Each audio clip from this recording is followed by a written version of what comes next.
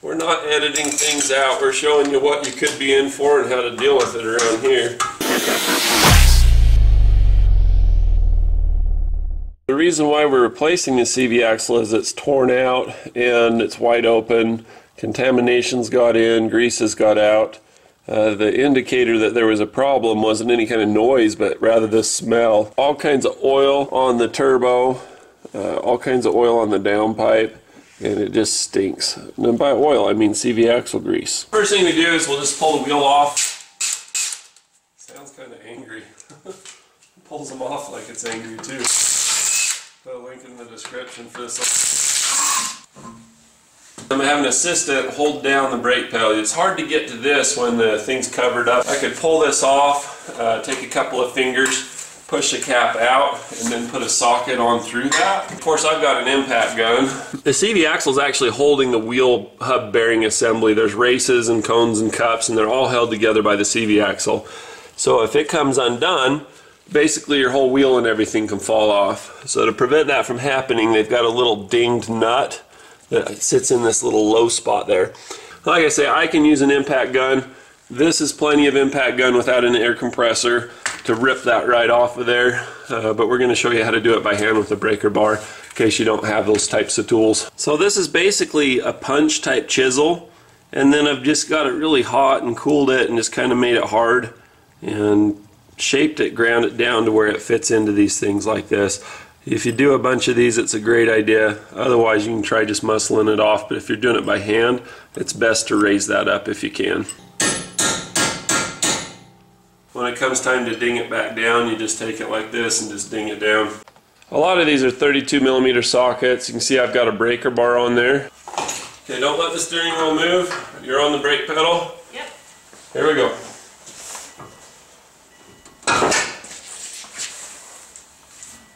Voila! And it's loose. So if you don't want to have to do an alignment, make sure you put it back together the same way it came apart. You see the black line there? That's from the last time somebody had it apart. Not me, but I know what that line's for. You see the little graduated lines here above the 10? Same story.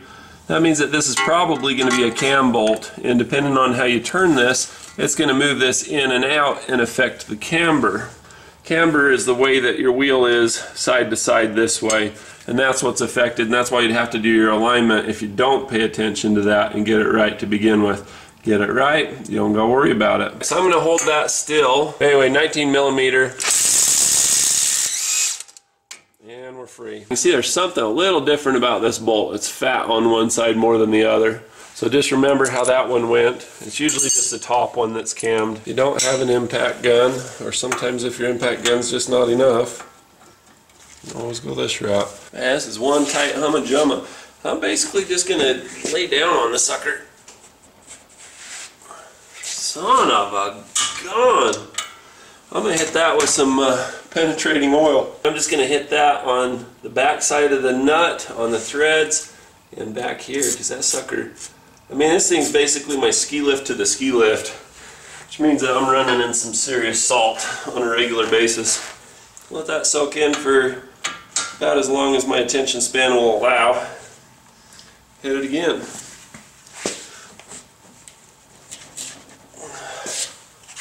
Jiminy Christmas. Cheater bar. This is an old handle from a floor jack. It's one of those Harbor Freight aluminum ones that was a piece of junk. Don't get a lot of use out of that these days, but I still get use out of the handle. When it does go, it's going to go crack, so make sure that you're not going to go flying against something. Should I see if my Mac pneumatic can get it? We're going to give the Metabo one more shot at this. Alright, never never, buddy. I was shocked when that didn't get it. Let's try the air. Sucks having to get out the air hose because you got to drag the dirty nasty hose over everything in your garage, knock stuff over.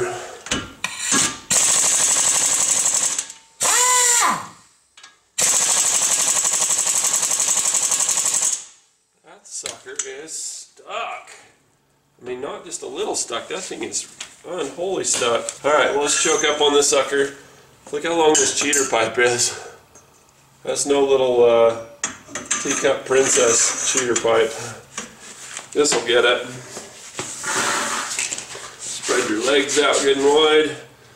And just start to sit down.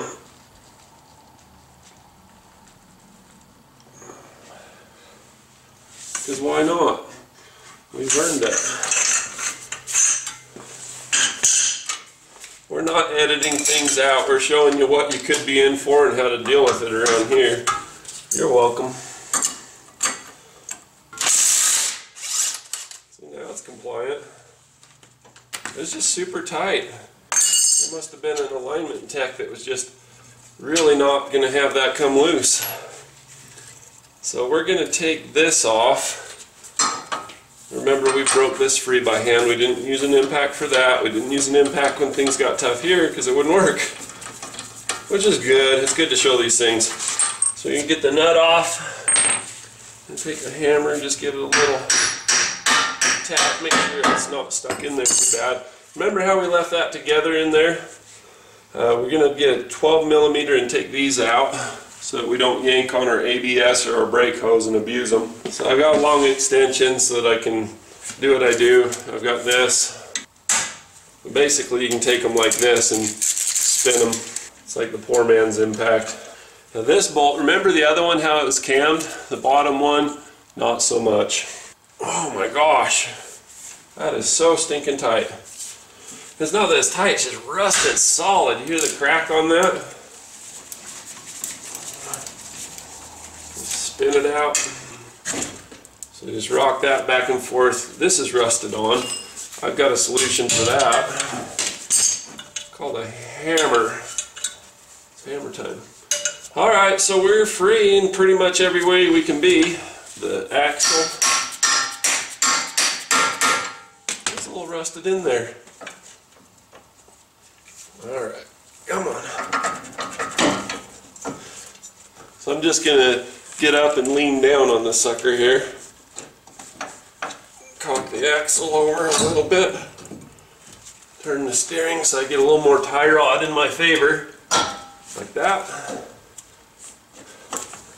And we're free. It's a little rough on the ABS line than I wanted to be, but not too bad. So now the axle's free on this side. We've got all the slop and flop we could ever want. So now we go back in, I'll punch that pin out. Watch this. You'll notice that there's a little pin right there. You can see right through it, the daylight. So this side's smooth, and then this side's got a little dimple to it. So the dimple side's like a funnel. That's where the pin goes in and out from. I generally like to push it back out the same way, because when it goes in it usually gets a little bit mushroomed right there. So rotate this around until you have no dimple, and we'll drive the pin right out. So with this being a drift pin and being close to this, what I did is I just made my own. I shaved off one side of the punch, shaved this down to where it fit properly. It's got to be just smaller than the roll pin, but not too small. And you just tap it. And when you've tapped it through, you're done. You can get pliers and pull it out after you spin it around the other way. To spin it, you just reach out here and turn the thing. It's easy. Just like that. Alright, let's tap-tap-a-roo. Don't ask me how I got this camera angle, because I'll never tell. Trade secret. Alright, so then you have to hit it really hard at first to get started. Once it starts to slide, then it's no big deal. You see, having it shaved down to fit in there has its benefits. The roll pin, it's got kind of a Z pattern to it. You see it expands like that, and it's just tapered at the end. You can push it out either way, but I have way better results doing it this way. So I'll put this in a dish close by.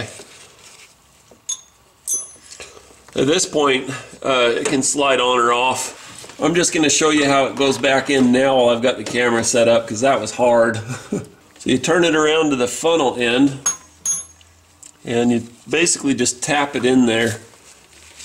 If you can get it started with pliers, sometimes you can get vice grips or something to get it started. I just get it to hold like that, and then I'm going to angle it back this way. It'll go in a little bit and stop, and so you pull it out until it clicks and gets happy. See how it kind of drifted out on its own? and it's mushrooming. I'm using a brass hammer, it's still mushrooming. So you just have to bear that in mind. So when you go to put them back in, same thing, you just take the tool that you had and just stand it on the rim. Don't try to be in the center. You'll screw it up. Anyway, that's going to be the how to get it back in portion of the video. Let's pop it out one more time just for fun. See, I went a little too far right there. I'm just going to use this camera angle while I have it, right? So at this point I'm going to leave it in there because I don't want to pull that out typically until I have the other side undone. So if you leave it hooked up on this side, it makes it way easier when you pull all of this heavy stuff away to get this to clear, and then come underneath and pull the pin. But I just wanted to get that filmed because that's the hard part while I'm still patient. So the way this works, like I say, this is a female and you got a male spline thing coming out. The splines on this side always seem to get messed up. So anyway, that's all that is. We'll just slide this out, coach it out. While this is out of the way, I'd be a crazy man not to take a wire brush and clean up some of this mess that was left by the axle. Especially this stuff back up in here. So that'll get hot, burn, and just stink. But I can just grab the axle and just float it out. I'll show you that from the other side. But you see how this has the splines on the inside? The whole thing just gets wallowed out just a little bit. You get a little bit of rust, it just makes a mess. It doesn't wiggle at all. It's like rock solid. So all the play is going to be between the splines of the teeth. So all that flopping and slopping that we saw before, let's see if I can line that up again. Show you one more time for fun. Kicks and giggles. You see all that? So where that wear is, if we look down inside of here, about as far back as your finger goes, just before the end, there's just a bunch of wear. It's really hard to see, but you can sure see the evidence of it when it's on the vehicle and you shake it. You can see where the shaft went and stopped near the end. That's where a lot of that play is. Okay, so for the axle to come out of here, you just support it to get up over the steering control arm, lower control arm, and you just come out like that. Get a little hang up, but that's it, folks. That's the axle. Let's get the new one in. Alright, so here's our two axles side by side, and immediately I'm crapping my pants because this is way bigger than the other one, but when you look at the tone ring and the stuff here, it's no big deal. This is just beefier. It's just made better, I guess. But you need to make sure that those tone wheels are the same, that these distances that you have here to here are the same. We got a new nut. Same thread, same size, stocking good. So we've got a new roll pin. I keep all the old ones. I like the Z ones. Remember how the other one had the Z back and forth? For some reason I like those. They're easier to get in and out. So I'll throw this in my toolbox. If I ever need one, I have it. But I'm going to keep the original one because they just work better. They're easier to work with. You look at this. I don't like that clamp, but whatever. We got a brand new, no wear, no issues, no problems. It's like being the first one to date a girl versus somebody who's full of issues. This is the way we go in. We go in like this. When we line this up, you have to line that hole up with the shaft. So in order to do that, what you can do is turn it on the other wheel until the hole aims right down at you, looking up at it. And I like to line it up with the funnel end because that's what I'm going to be working with. So that's this side of it. Get my hand back out here. Don't knock any dirt in your eyes, wear eye protection, all that good stuff.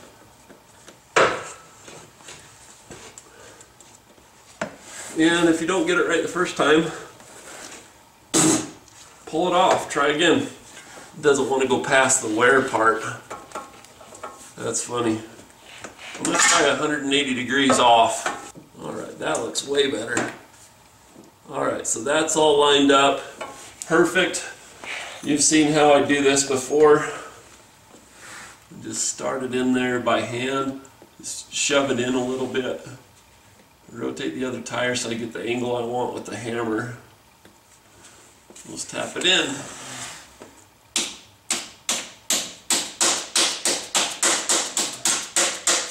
All about that first hit. You get that first hit, the rest of them go easy. Just line it up good, just like a golf swing.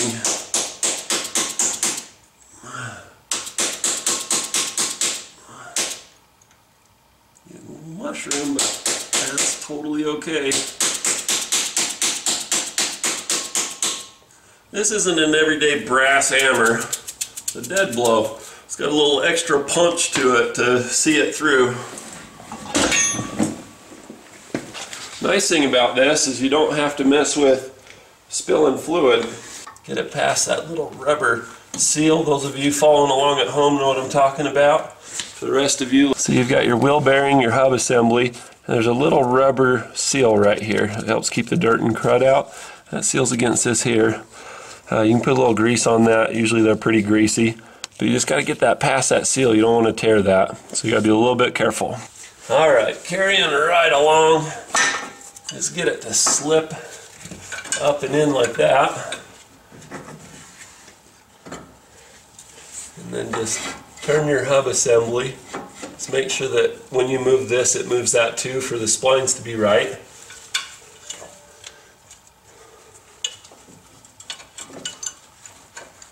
Let's get that up in there. We got the new nut. I'm going to use an impact just for brevity's sake. You know, you've seen how to tighten it down. Now I will say that when you do these, if you just go nuts on it and tighten it down really hard, guess what's going to happen to that poor wheel hub assembly? You're going to ding your bearings.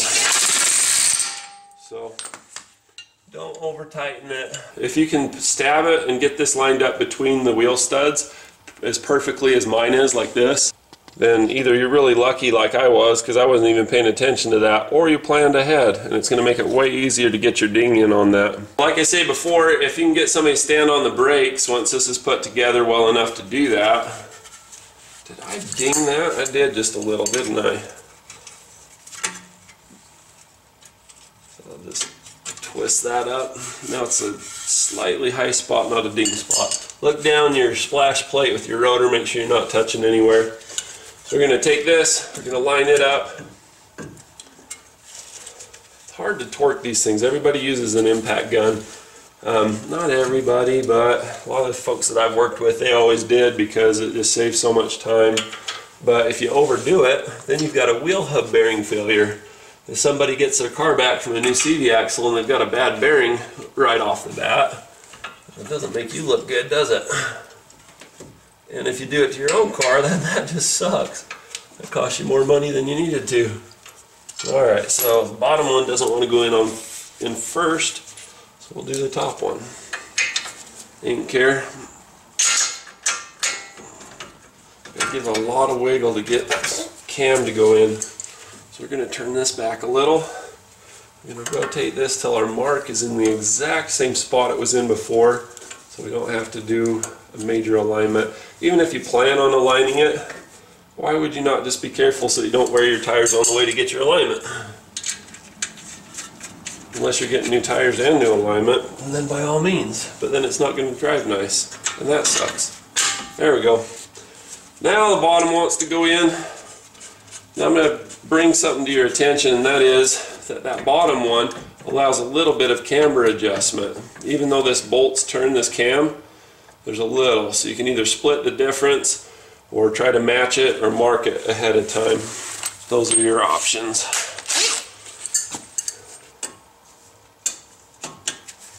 Alright. As for me looking at it, I'm saying push in is going to be the ticket on this one, right about there. I was kind of eyeballing it, but I've done this enough to where I can get away with it. Alright. This moved. So we'll move it back.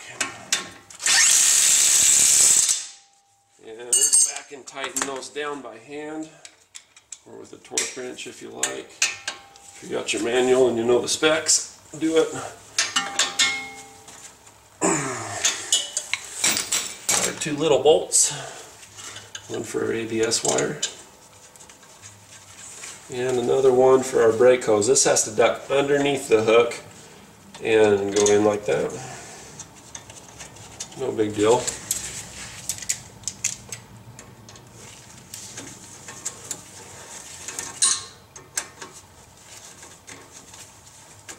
that tightened up. Bear down on it just a little bit.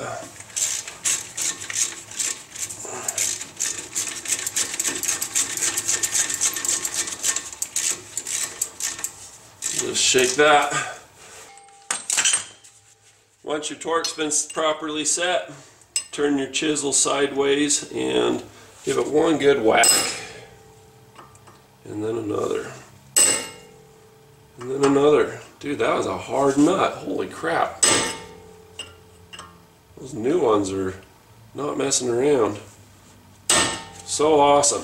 Instead of paying well over $100 or $200, $300, $400, you could drive a BMW or a Subaru.